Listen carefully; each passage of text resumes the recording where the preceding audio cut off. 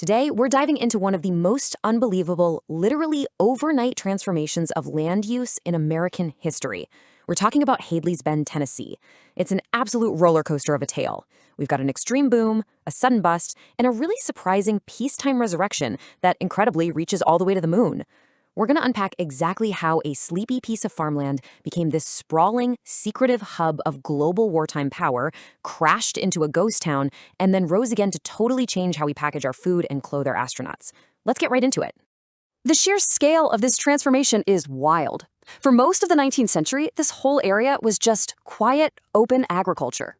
In fact, back in 1792, Andrew Jackson actually bought 330 acres right here to establish a farmstead he called Poplar Grove.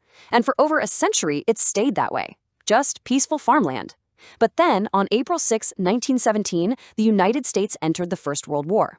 The Allied forces were absolutely desperate for explosives, so the U.S. government steps in and buys up over 5,600 acres at Hadley's Bend to build a smokeless gunpowder factory. In the blink of an eye, you guys, this land went from a quiet farm to an absolute behemoth of an industrial city, with the population skyrocketing to over 35,000 people. Now, the breakneck speed of what happened next is just staggering. The government contracted DuPont to build this massive complex. And to give you a sense of the logistics here, the War Department paid the $83 million construction cost, and DuPont received exactly $1 in compensation for building it. Literally a single dollar. In January 1918, the land is bought. By March, they break ground. By July 2nd, the first of 9 smokeless powder units is already up and running. That is an astonishing 121 days ahead of schedule. They didn't just build a factory, they built an entire city from scratch, featuring nearly 4,000 buildings and over 7 miles of double-tracked railroad. It was a logistical miracle pulled off in just 5 months. 900,000. That is the peak daily production of smokeless powder, in pounds, just churning out of the Old Hickory plant. Before the war, DuPont's total capacity was around 12,000 pounds a day. But here, running day and night, rushing orders, working endless overtime, they scaled that up to nearly 1 million pounds a day. Let that sink in. It's estimated that this single, solitary plant was responsible for 40% of all the explosives made throughout the entire world for the Allies during the war. It was so massive that Nashville quickly earned the nickname the Powder City of the World. Of course, running a plant that size requires an absolute army of labor. At its peak, DuPont employed a massive 75,000 workers here, and the social dynamics across this 4,700-acre site were fascinating. Because so many men were off fighting in Europe, over 10,000 women entered the workforce, throwing on these special factory uniforms they called womenalls. Every single day, 32 passenger trains brought workers in, and that actually included a famous women-only commuter train they dubbed the Powder Puff Special. But we also have to look at the realities of the 1910s. This boomtown was strictly segregated. Hadley Avenue essentially served as a dividing line. African American and Mexican workers were relegated to completely distinct, separate villages, highlighting the deep racial inequalities of the era, even in the middle of a unified wartime effort.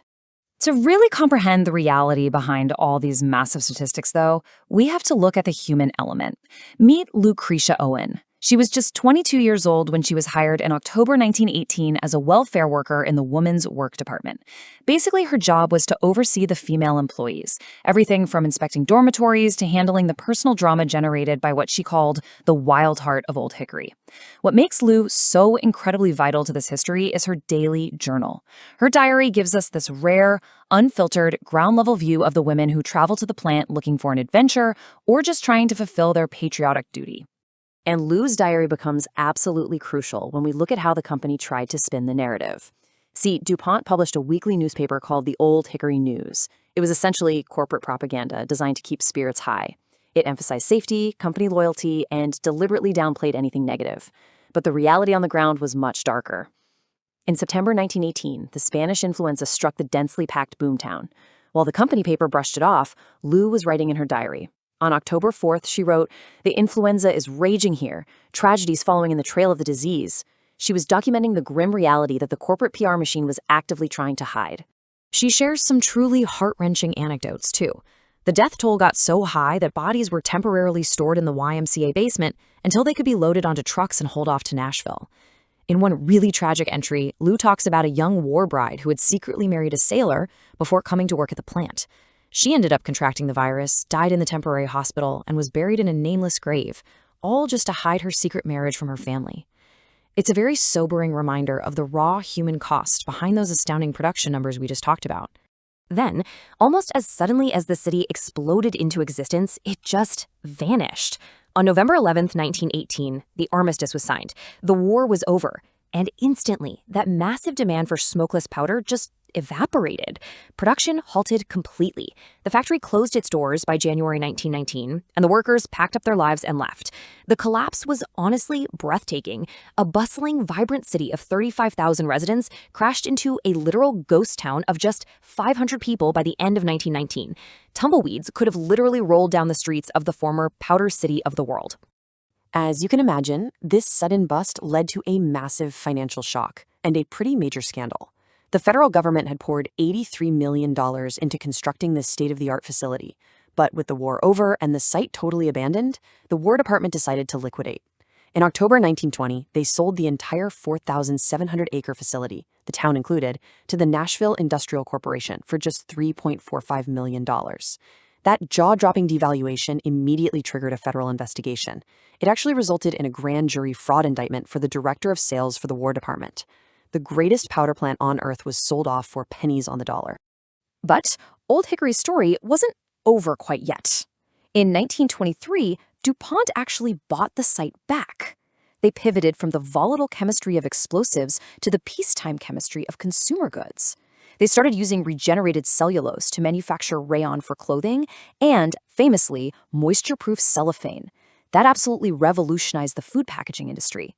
For decades, Old Hickory thrived again as a synthetic manufacturing hub. They even went on to produce the specialized fabrics used in the Apollo 11 spacesuits. Talk about a wild trajectory. From Andrew Jackson's farm to World War I gunpowder, all the way up to the surface of the moon. Which brings us to a close, but it leaves us with a really fascinating question. We walk on ground every single day that has been repurposed, rebuilt, and reimagined time and time again. A golf course today might have been a powder plant yesterday or a pioneer farm before that. The story of Old Hickory challenges us to look a little closer at our own surroundings. So, what incredible boom and bust stories, forgotten sacrifices, or industrial miracles are hiding right now in your own backyard? Thank you so much for joining me for this explainer. I really hope it sparked your curiosity to go out and dig into the layered histories all around you.